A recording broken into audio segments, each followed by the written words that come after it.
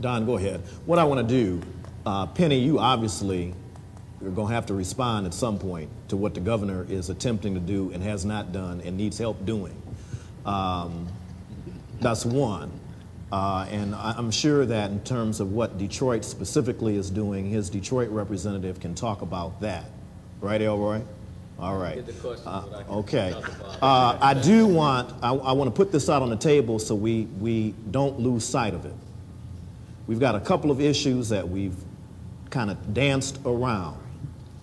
But I want someone here to tell me where they believe corporations are in Detroit and general on where race relations is on a priority scale, where diversity is on a priority scale in general for the marketplace. Chuck, Mady, you did a tremendous job in acquiring property in downtown Detroit in the corridor on Jefferson Avenue when nobody else wanted it. Nobody else was interested in downtown Detroit. You were interested. So I want you to be able to share with us what you saw that nobody else saw, what perhaps we could do to help you, and how can African Americans, gain an opportunity to participate in some of the things that you're doing, as well as begin to identify opportunities as you've seen them. And Don, I would like, I shared this with you earlier, I'd like for you to really talk a little bit about the importance of firms looking at equity interests of African Americans. First, let me tell my good friend Mel you and the Donald, if you need some cash, come see me.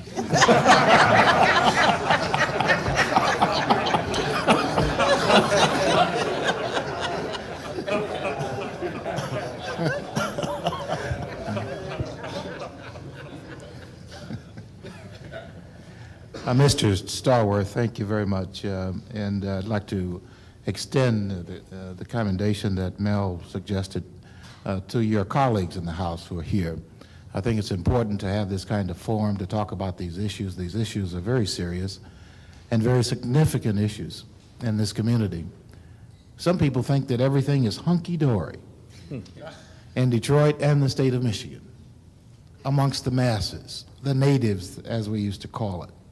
It's not that great on the surface, and what we read in the newspapers and the reports we hear on television, because they are, in essence, majority owned, not telling the full story of what is going on in terms of sharing in the great prosperity that's occurring in this state, this city, and this country right now. So I commend you for having this forum, and hopefully you will continue this on a regular basis and that it is televised. As you know, I serve on the board of Renaissance. I also served on the board at one time of New Detroit. And we met here in a subcommittee in this building about 4 years ago with the General Motors executive vice president, as well as community leaders and others, talking about why was New Detroit created in the first place, its policy, and discussing its new mission. We wrote that new mission that you're implementing today, Mr. Beckham, to focus in on significant issues. And one of the reasons they formulated, founded Renaissance was race relations. Never lose sight of that, is what was said then, and is still being practiced today. Because in 1967, there was no forum like this. There was no platform, no communication between the masses, the natives, and corporate Detroit, those in charge, those making decisions, those determining the destiny of the people. And therefore there was an insurrection. There was a civil disturbance that we have all lived to regret in many cases. Others, out of frustration, said there was nothing to regret because things were hell anyway. Many people feel and still believe that African Americans in Detroit were punished because of that civil disturbance. The question was asked earlier by Mr. Gooden, what has motivated corporate Detroit, corporate Michigan to now invest? Some of it had to do with the politics. Some of it had to do with the reaction to the riots. Some of the fleeing to the suburbs had to do with their reaction to the civil disturbance. Didn't want to be around African Americans.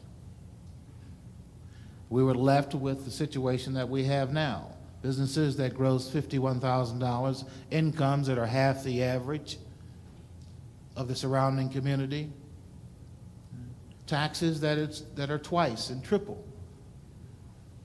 It's a catch-22. So it is a serious matter. This is an important forum. There is an issue in corporate America with the glass ceiling. There is an issue in corporate America about sharing the great wealth of this country. Back in the 60s, we talked about the war on poverty. We talked about economic opportunity. Now we fast forwarded to affirmative action. Now it's called diversity. There's always a name for it, and it's always asking them for a piece of the pie. It's always asking them to give us a fair shake in our free enterprise system, which is a democracy, as we call it. It's a form of government. It's free to everyone but us. It is an enterprise that we are consumers of goods and services, and not producers and owners. We are going to have to focus on how do we become producers and owners. Then you won't need so much attention on diversity and equal opportunity and a war on poverty, because you're creating your own wealth and you're servicing the marketplace not in your own surrounding, not only in your own surrounding, but everything that surrounds you in the marketplace if you own that business. We talked in terms of one generation, first generation businesses. Yes, that's because we've been relegated to that. In many cases, we're satisfied with that. We have to understand how to build institutions and legacies that live beyond our normal lifetime. We have to participate in the mainstream of the economics and the mainstream of the businesses of this country and of the city and the state. Those are the things that we need to examine. There are people in this room who think that we should be limited as to how successful we should be. I've heard it. He's rich enough. Let somebody else get rich. He's successful enough. Give somebody else a chance. Even if that chance does not mean creating an institution. It may mean personal wealth, but no ownership, no control, no determination as to who gets contracts, as to setting up a person who can make uniforms and outfits and service not only my needs, but the needs of everyone else in the industry, therefore creating a business that will live and go beyond one generation. That's the issue. How do we support one another? How do we not become jealous of one another? How do we help each other when we are in a position to do so? That is the challenge before us. Thank you, Mr. Chairman. Jackie Vaughn, please. I think when we talked about originally what's happening with corporate America in terms of making sure the decisions that are being made are going to help grow our community, we kind of veered away from where the decisions are actually being made. And I guess this is a question that could be directed to you, David Campbell, also to, well, she's not here, Karen Farmer, or anyone that's here from the corporate arena. How do we get inclusion on those boards where a lot of the decisions are being made? It seems like the boards just appear. We have an opportunity. We have a lot of qualified people that could be on the boards. We're beginning to see a little bit more happening with the board in terms of the chamber board, now with Bill Brooks presiding. But on the corporate structure, how can we get included? Because that's where a lot of those decisions are being made in terms of what's happening. In addition to that, it's a twofold question. I go to you, Rod, in terms of the big three in the automotive world. It's our understanding that now you're pulling back from having a large amount of contractors. So that means we, as small businesses, are getting squeezed out of the loop. The tier ones are then getting the bigger portion, and we're oftentimes not the tier ones. What are you doing within your corporate structure where those decisions are being made to make sure that we're included in those contracts? The tier twos are in the three, we're out, and especially with Chrysler and with General Motors. You're not putting anybody else on. So I guess that's my question to the two of you.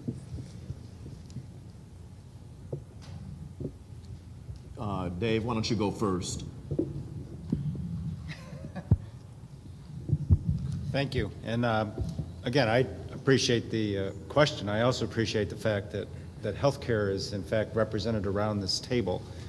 That I think for many years, healthcare has been seen as just a provider and not as a corporate citizen that has a responsibility to step up to the table and be a part of dealing with these issues. I think the question of governance and board leadership is a critical question. It is one that has been put on our table, and I perhaps can respond more how we are dealing with it and hope that perhaps it sets a tone with other healthcare providers in terms of recognizing that we do have an issue, that we do have a question, that we need to be proactive about dealing with it and working on it. And we have put the issue before our board. We have worked over the last several years to create more diversity, but it is far from what it needs to be or should be.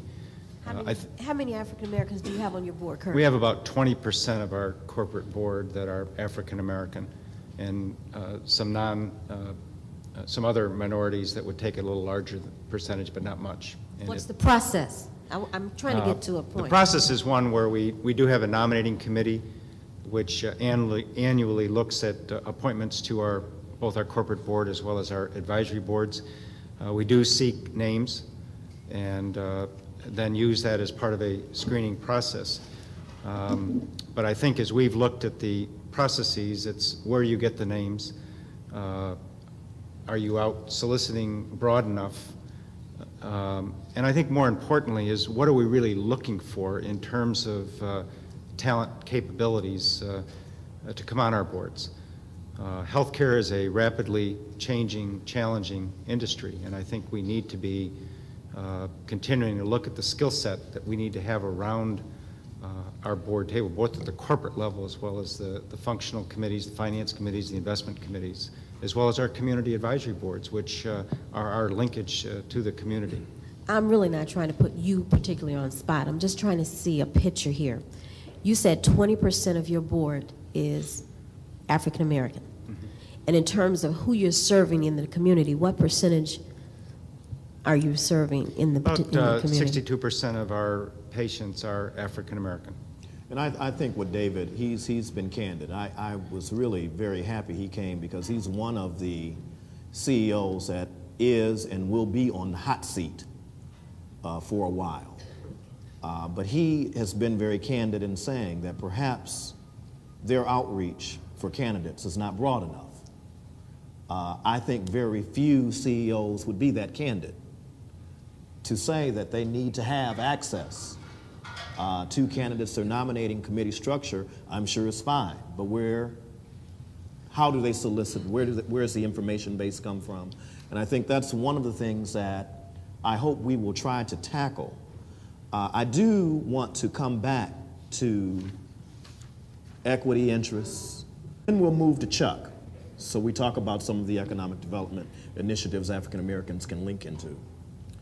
Keith, before you Go ahead, Mel. Before you leave the point, because I think it's significant, because he's talking about a fourth generation black-owned business, you know, and Bobby, you know, I mean, he could probably be one of those black stations, I mean, that's buying up all the other stations if he had some cash, if he had the capital. I mean, there could be a black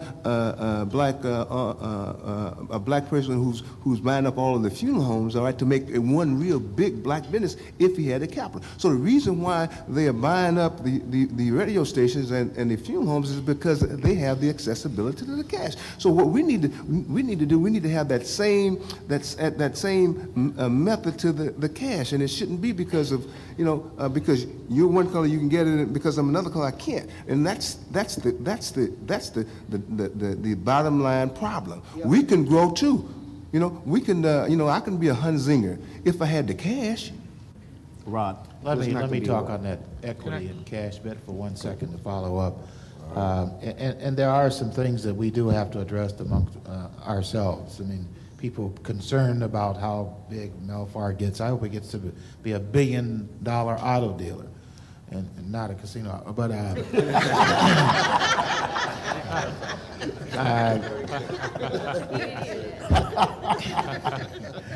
but you know, it's a Wall Street game. It's a money game. I mean, the people on Wall Street know one another. They socialize together. They're in the same private clubs. The people around here who control the economics are in the same country clubs. They socialize together. The kids go to the same schools, etc. So it's a buddy system, and they've been doing this for centuries. I mean, for decades. And let me just share my experience in Indiana. I went to Wall Street and did a public offering of $105 million. Covered, this has never been done before. Went to in 7 days, I went to 22 meetings and what they call is a roadshow to sell them on my project. Well, my project had so much equity in it that it was easy to do, and they loved it. What do you mean you have, how much? $40 million of equity in a project, and you only want, what? Sure, come on in, buddy. But after all those meetings and meeting those people and seeing how it is done and how fast they make a decision, we were oversubscribed. I went for 105 and they subscribed to over $400 million because we had a good program and the equity was there and we penetrated the system. Now, I'm not going to tell you who my investment banker is, but it's a ethnic group that sticks together, that supports their motherland, and they have their money sources, and they just opened their arms and embraced me. Very fortunate. I can go back. In fact, one of them said, you can get $1 billion if you come this way again. Have your first year, make it a good one. And my first year was a great one. So I can go back. But that's access that Bobby is talking about. What they're doing at 30 times cash flow, and it's not even earnings, it's cash flow, is a game they're playing. Dominate, lock the market down, raise the price. Drive out the competition, raise the price. The payback doesn't come for 7 to 10 years. You can't wait 7 to 10 years and service the interest. These guys are borrowing money from in a different form, below prime. Understand the system and how the democratic free enterprise system operate, and then go and do it ourselves, become economically empowered and independent. You will gain respect, and once you get that respect, you will be able to have access to capital because you too will have capital. Capital respects capital. Rod. If I may, I'd like to respond to a couple of points that were made earlier. And the first one is on affirmative action. And I want to make it clear, at least to everyone in this room, that General Motors supports affirmative action. And as a company, we shouldn't be shy to stand up and make that statement. It's worked in the past and it will work in the future. I think the second point that we talk about in regards to success of minority business, we've talked about the money aspect of it, and that's extremely important. But another aspect of it, and maybe this is the connection with affirmative action, if you will, is who inside the company has a personal interest in the success of your business, Jackie, in the success of your business, Bobby. So it's not just numbers. It's not just bringing in businesses, but my career is tied directly to your success, to your success. That's what numbers inside the company do for you. We have 4 African-American vice presidents and officers at General Motors. 3 of those are in operations. We are in positions to ask the right questions, in positions to make a difference. And all of us understand that. We understand that collectively. And on the board, we have 1 black board member. The board member he replaced was Reverend Leon Sullivan. The current board member is Reverend Lewis Sullivan from Morehouse University. But I remember talking to Reverend Leon Sullivan after he retired, and I was secretary to the board for a number of years. And I said to Reverend Sullivan, I said, there were times when they disagreed with you, but I want you to know that I applaud you because you asked the question. He wasn't shy about doing that. So clearly it does make a difference. I think that we in corporate America today really have an opportunity to kind of stand up and to reach out and extend ourselves. And a number of us have done that. We're allowing others to participate more fully in the process, to continue the dialogue and the discussions. And I think that's what today is all about, is really representing our future and the future of our communities. So I definitely applaud where we're going today, and keep asking the questions. I think it makes those of us on the inside really test us, stretch us, push us as far as you can. Okay, Ms. Johnson. Thank you, Representative Stallworth. I represent Greater Detroit Bidco as their president and CEO, and it was an organization founded in 1989 by Dr. Carl Gregory, known to many of you as an economist in Detroit. At that time, BIDCOs, or Business and Industrial Development Corporations, were a rather new financial animal to the state of Michigan, and they were somewhat crafted by the Michigan Strategic Fund, which is now the Renaissance Fund, in order to promote economic development and small business development. Greater Detroit Bidco is the only minority-owned Bidco in the state of Michigan, and we saw as our great focus to try to bring not only capital but management and technical assistance to minority-owned businesses. I know firsthand from being a minority-owned business and from financing minority-owned business that if nothing else is taken from this table today, it must be the reality that the lack of access to capital is the only thing that prohibits minority business development. There is no other. There is not a lack of will. There is not a lack of competence. There is not a lack of qualified persons. There are not a lack of risk takers. There is not a lack of innovation. The only thing that limits business development in this city is the lack of access to capital. That is a calculated and often crafted lack of access. It is not something that we cannot get around, and it's not something that financial institutions in the state have not made some strides towards rectifying. We ourselves are faced with the challenge and the burden somewhat of race of being the only minority-owned BIDCO, and that the minority BIDCO program was crafted totally different than the regular BIDCO program.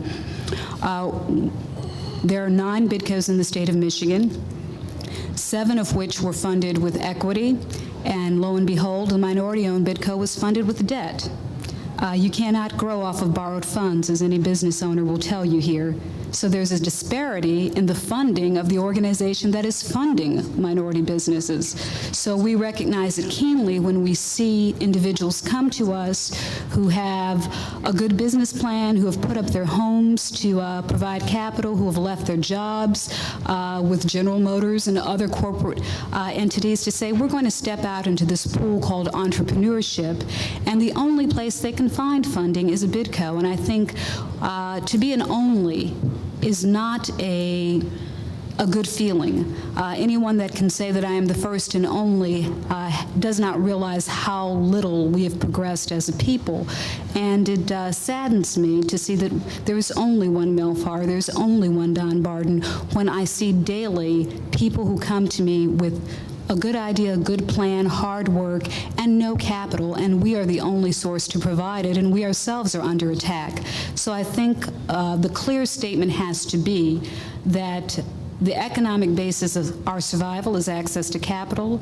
You can either buy it, lease it, or make it. Those are the only three ways that wealth is created. But it has to be created, and the legislature must put some pressure on financial institutions and those state agencies that are funding financial seed funds and venture funds to make a real commitment to providing capital to minority-owned businesses, women-owned businesses, and businesses that are operating in distressed areas. Let me just follow up on that because I happen to have a personal experience with the Greater Detroit Bidco. I did not realize that and because I've been a passive investor, and that's why I don't like being passive, that the terms in which the state lent the money to this or provided capital to this Bidco were different than the other majority Bidcos. Did you explain that? I was out of the room. Yeah. Oh, Mr. Chairman, how are you? And it's really a sad commentary. I mean, that Bidco was started 10 years ago, was it? 1989. 89, so that's 8 years. And I was an original investor in that Bidco, and I think, and it was designed for me to try to give some assistance to other startup type businesses. And I don't know how much I invested, $150,000 or $200,000 or something, or maybe more. I don't remember because We'll give it back to you. Well, the other thing I want to say, Don, the other thing I get a lot of what, and I'm sure Mel does too, of aspiring African Americans who want to go into business. I have helped many. I can't help all, but I do try to provide some capital, and if I can't do it directly, I try to refer people to sources of getting capital. So that is something that the legislature can correct immediately, and that is the inequity in terms of this Bidco versus other Bidcos and how the capital is, how it's capitalized. Thank you, Mr. Chairman. I'm not an investor or a business person, but I find it interesting as we talk about diversity and also the polarization that has grown in Detroit and now is in the suburbs. I wonder if there's any consideration about what communities' needs are and how we plan for those needs. I'm looking at Southfield for an example, which a lot of our people have moved there. And we're beginning to see an erosion in terms of the commercial strips, the office buildings and so forth. There's several that have been vacant for 4 or 5 years. Now we're closing restaurants, Bob Evans, Bill Knapp's, and there's a third one I can't think of. Okay, so when you look at that, it's just a reflection of the trend that was in Detroit. And so I'd have to say, you know, where money does have something to do with how our quality of life evolves, I think what's more basic is we run away from black folks and you know, we get too many, then we see this change. I have a concern about the competition. That's the other thing that's driving us in a lot of different directions. Our health care system, for an example, we no longer plan for populations and needs. We're trying to keep up so that we stay ahead, and in that process, I think people are disenfranchised in terms of access, quality, and you know, we say in this deregulation, everybody wants choice. But everybody but black folks, we don't have no choice. I mean, people decide what's going to be there, and then we are kind of programmed there to support it. And then there's a lack of communication to the extent we understand what our minority business people, particularly African Americans, what it is they need from us. I mean, I've been going around the community, and I shared this around Hall. I mean, everybody hits me with, what are you all going to do about increasing the opportunity for contracts for minority contractors? You know, what's the city going to do? What we're going to do about stadiums and all of that? part of the problem is a lot of the people who are vested in these ventures don't understand what the process is. That's number one. They know they need money, but how do you get this going so you can be competitive? The other thing is if we don't support the businesses that are within our city, the volume is not there where they can create the kind of quality that we're looking for.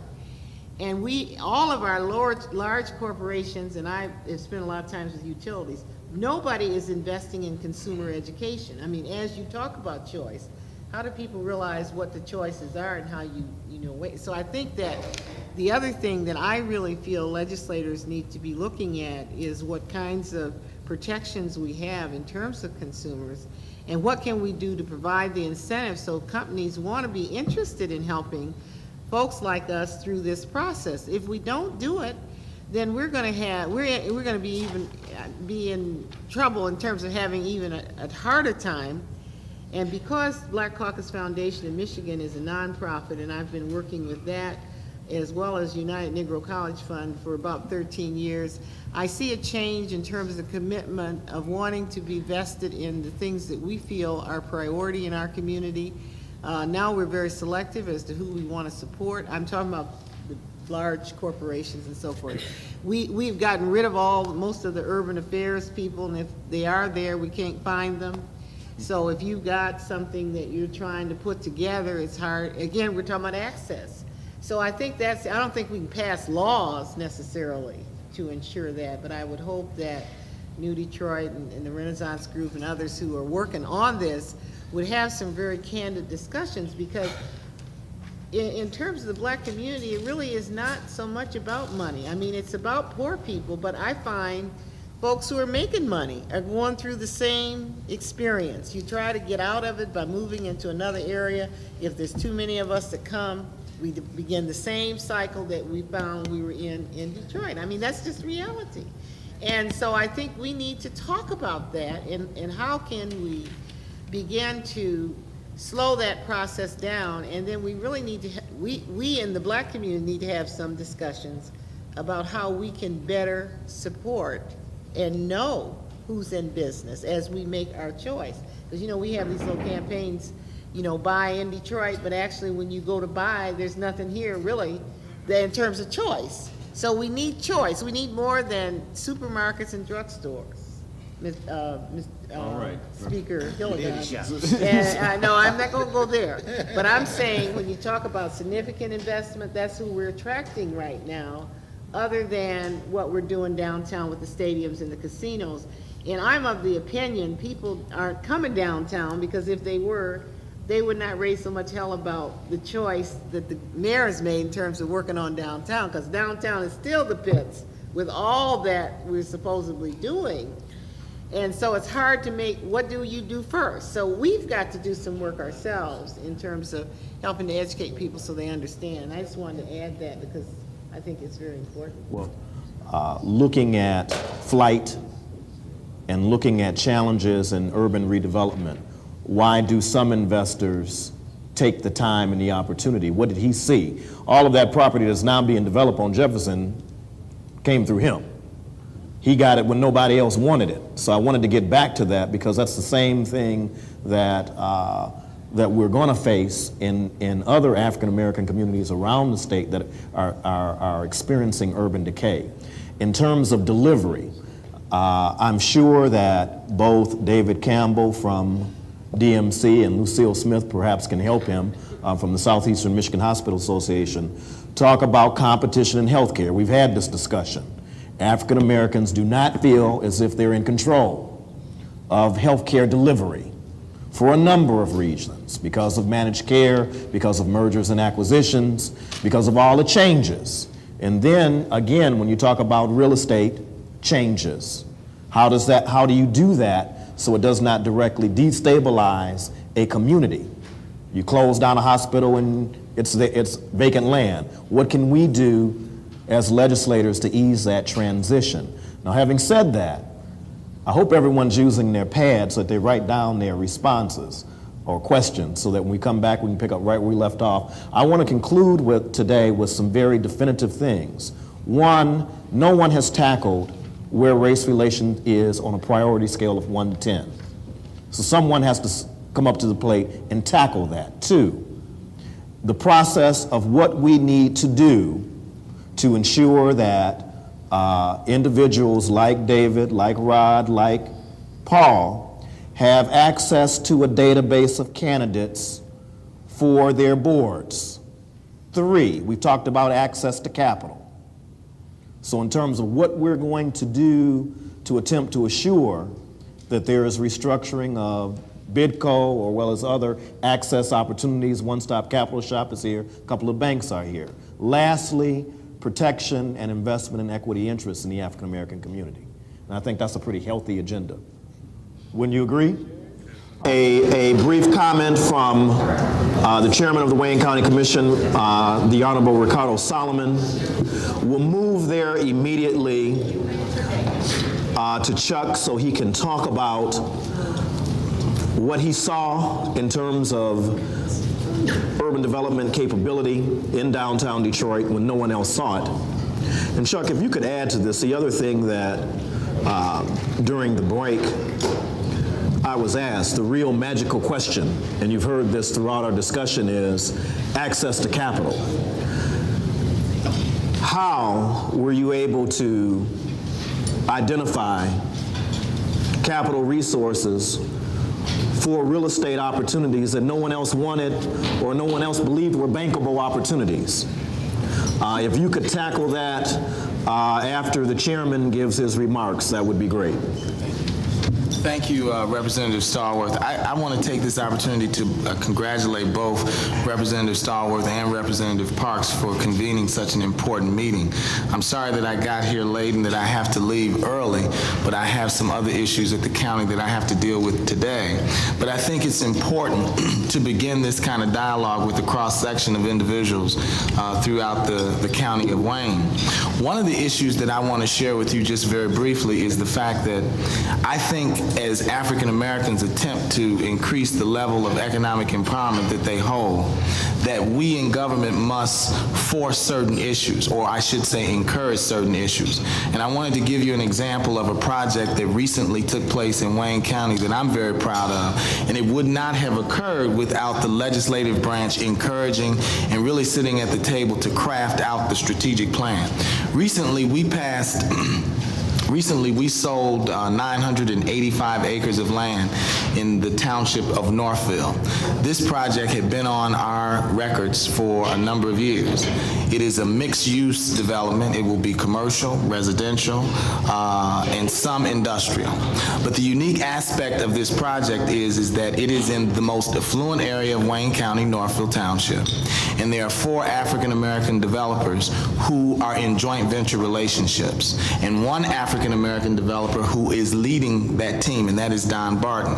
The reason that this occurred is because we at the legislative branch suggested that if in fact we were going to have true equity from an economic perspective, and if in fact there were individuals who qualified, that they needed to have an opportunity to participate.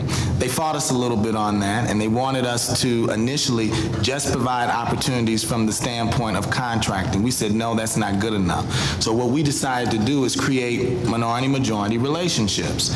And from that, we have a project that all of us are very proud of, where you will have 4 African-American developers participating in a meaningful role from an equity perspective in the richest township in the county of Wayne. And I think the reason for that is because we said initially that there has to be a way to create this, and we were fortunate enough in the city of Detroit to have the experience needed. And I think secondly, and certainly not last, I think it's important as we move toward the 21st century. And I wanted to congratulate David Campbell, who's sitting at the table, for negotiating along with others the new agreement with the medical center. But I think we have to encourage major corporations to create opportunities for Tier 1 companies for African Americans. And where African Americans do not have access to capital, I think that it's important that those in majority companies recognize the importance importance of joint venture relationships so that those kind of activities can take place. As we approach this 21st century and the new millennium, economic empowerment, as Representative Stallworth and Representative Parks has outlined, is going to be critically important, and we must find ways to create that equity. To me, it makes no sense for us to build stadiums or casinos or airports if there's not substantial diversity in all of those projects.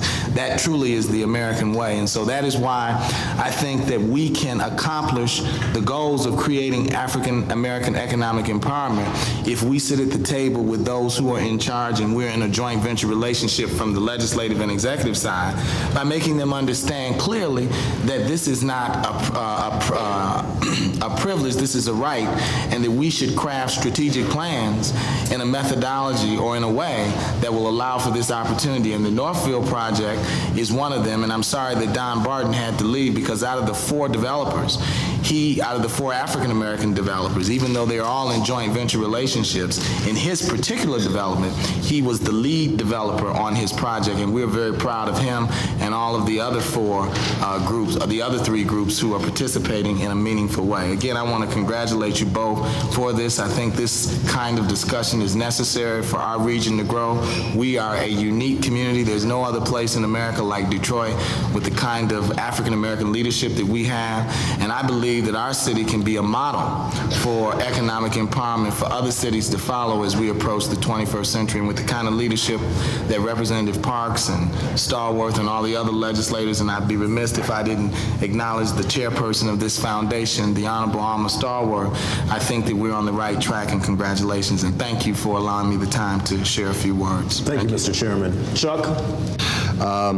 First of all, I agree with this forum. I just think it's a wonderful opportunity for all of us, to make Detroit a better place for all of us to live and work.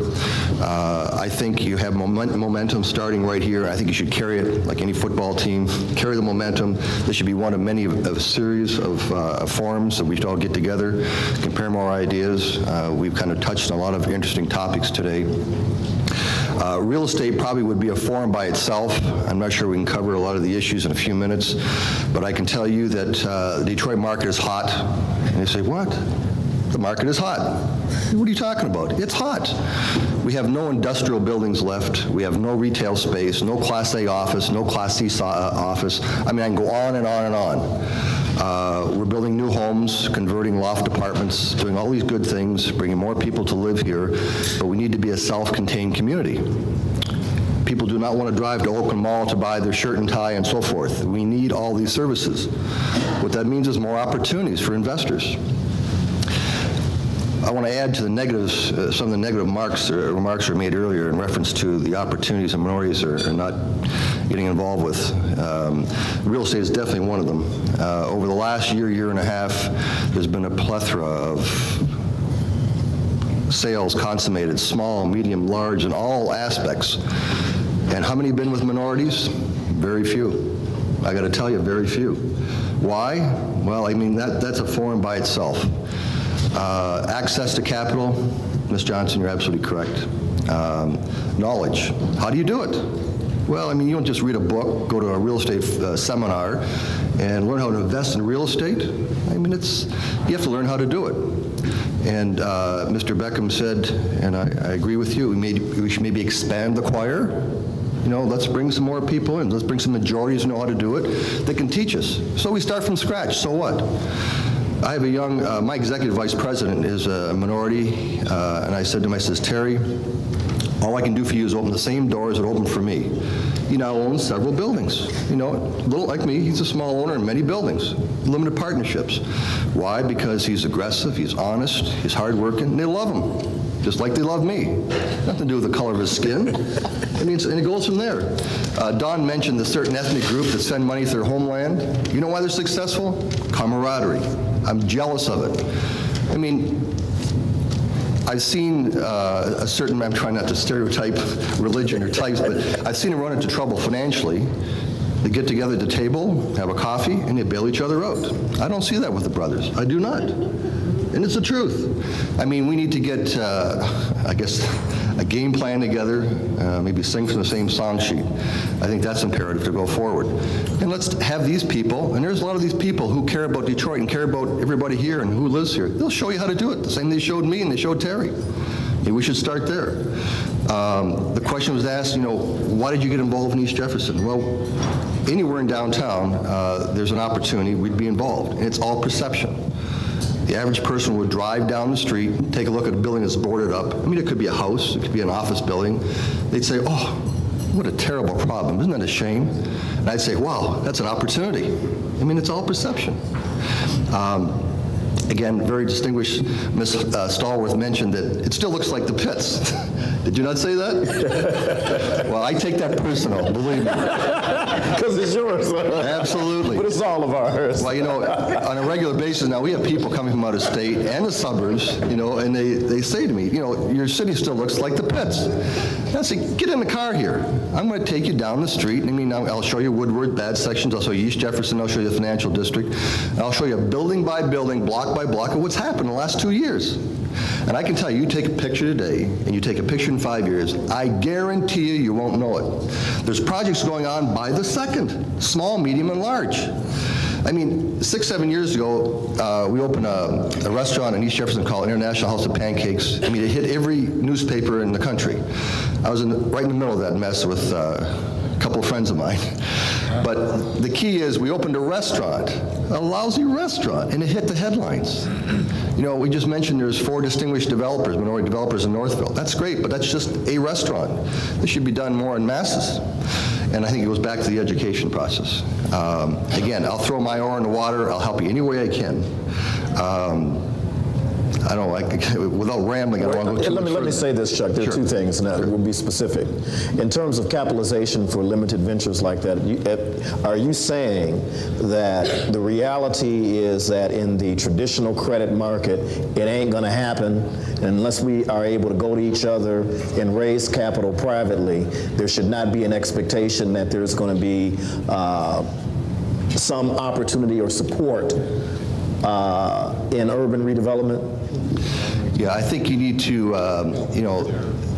you need to maybe unify in groups. I mean, for example, there's a young developer who was bought and sold probably 30 or 40 buildings. I know, I've done it for him. He didn't have a dime 6, 7 years ago, not a dime. You got a couple of his brothers, okay, they put a few dollars in the pot, and we started slow, and we took baby steps. I suggest we do the same thing. The same thing, okay? And you do it in baby steps. And I guarantee you, after 2 or 3 baby steps, you'll walk into Miss Johnson or any bank and they'll say, what do you want? Now there's non-recourse loans in Detroit. Non-recourse loans, it shouldn't be for publication, but it's true. That's true. In the same market 3 years ago, they wouldn't give you a dime. Not a dime. The doors are not ajar, but closed. All the banks, and if they're here, I'll tell them right to their face, they wouldn't give us a dime for anything. It was all creative financing. So I think maybe if we put together groups, 5 or 6 people, put in $5,000 apiece, $1,500, whatever you can afford, and start with something. And you build your own credit lines and you build your own references. It starts there. Representative Thomas.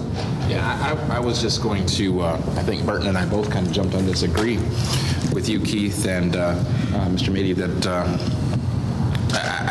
I think it's probably true that the non-traditional approach to financing is what got you to the position you were in. I would say that when you were buying that property along East Jefferson in the 80s or 70s, to finance the acquisition of that through a traditional route, someone would probably laugh at you. If what you're talking about with what Bill Beckham is saying, it just doesn't, it's difficult business sense to make an investment where in an area where the median income is half of what it is in other places. Certainly a lending institution is going to look at this as well, and it's just not going to make any sense on their part to make the loan that ultimately will that they'll eat. So I commend you for saying that we have to come up with these non-traditional sources. Now I hope that we can broaden our discussion. Probably another topic. Story for Crane's Detroit business, and and found that there were 16 to 18 black building owners in downtown Detroit, and their primary problem was finding tenants, just like most building owners were having that problem. So it's not as grim as most people think. Most people walk around downtown thinking there's not much of a African American presence, but there really is, and there's already a black infrastructure there if somebody would work with it to develop it. Before we went to break, he wanted to make, and then we can move to Mr. Campbell.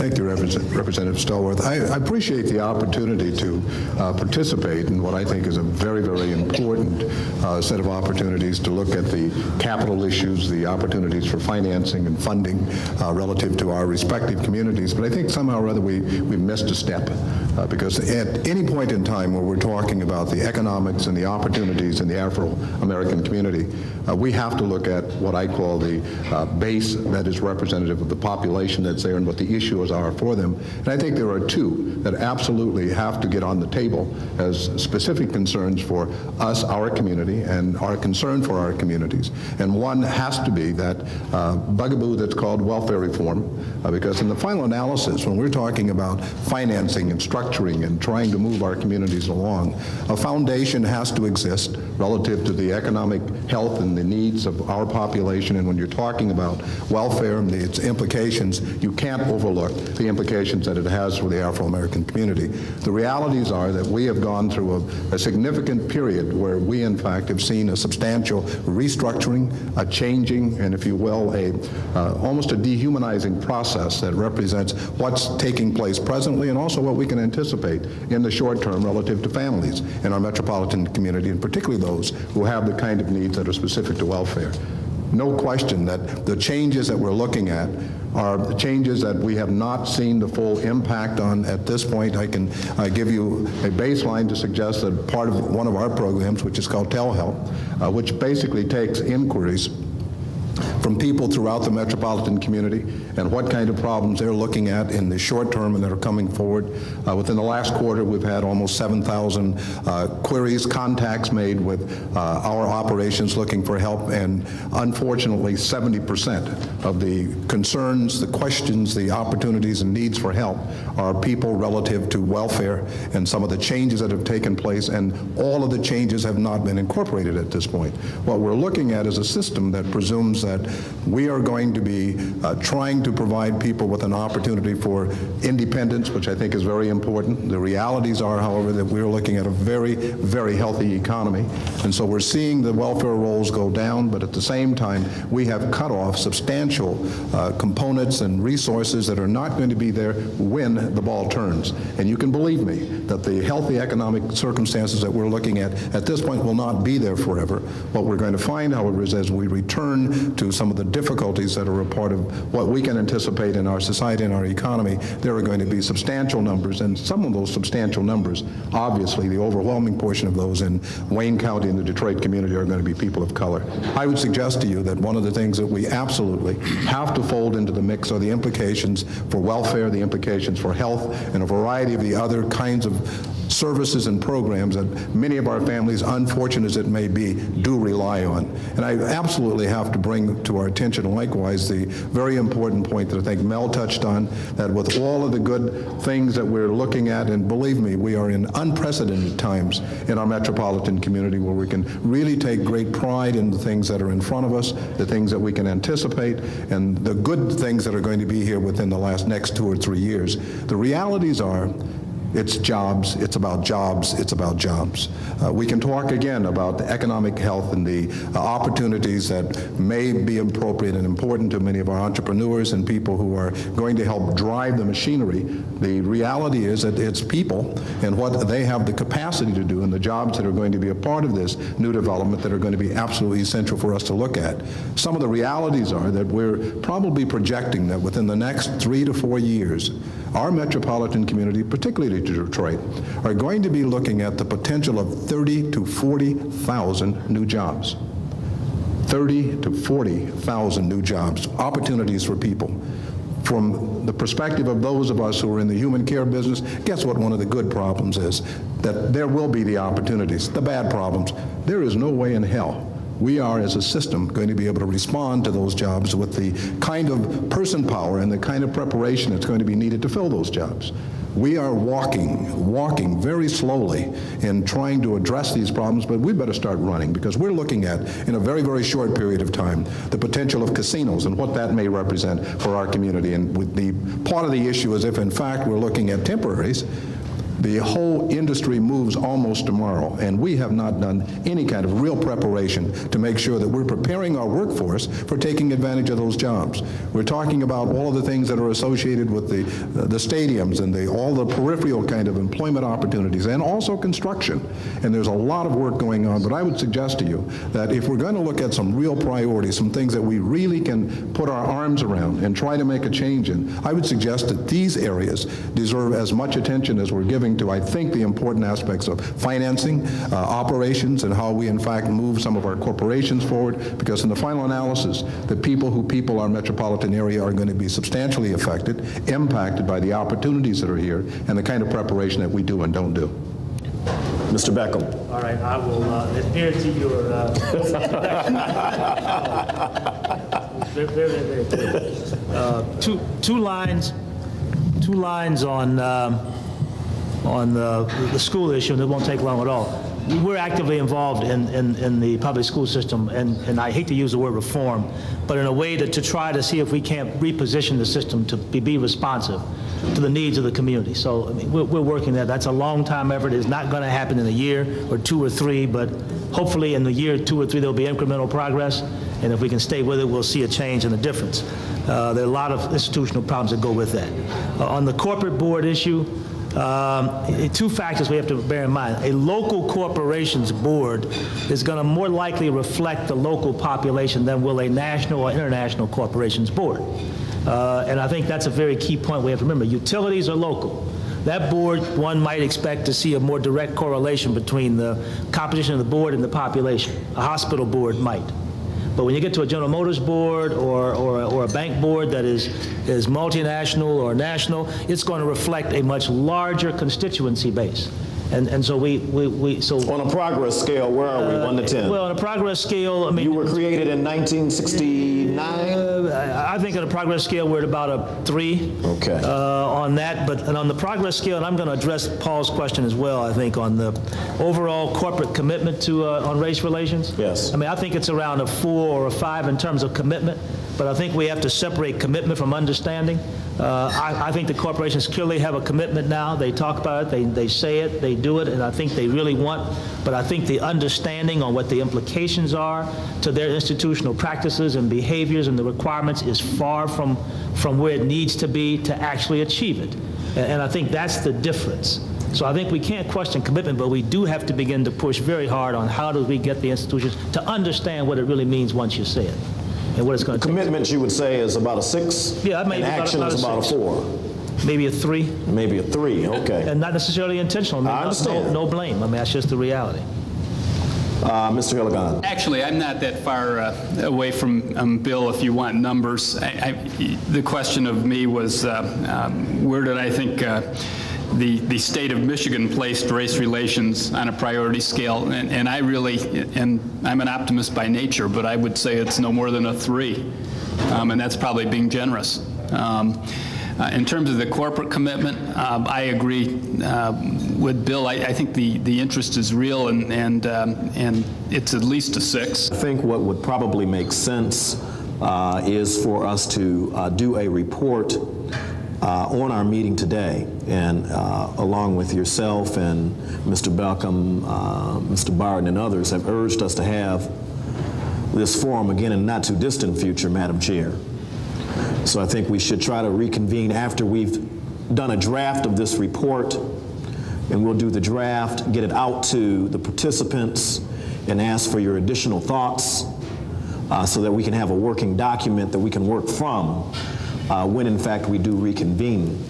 Our objective would be to try to have something that we can submit to the executive of the city as well as of the state and county prior to their deliberations for this next budget recommendation.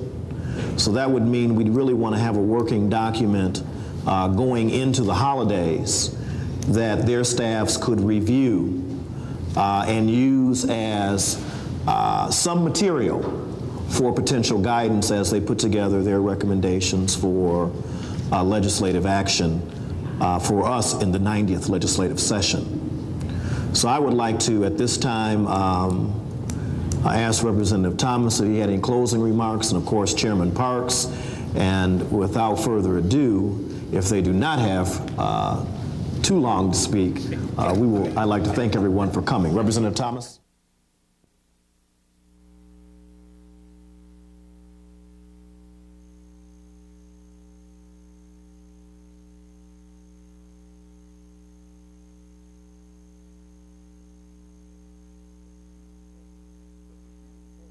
The preceding program has been made possible by grants from the General Motors Corporation, the R.J. Reynolds Company, and the Black Caucus Foundation of Michigan.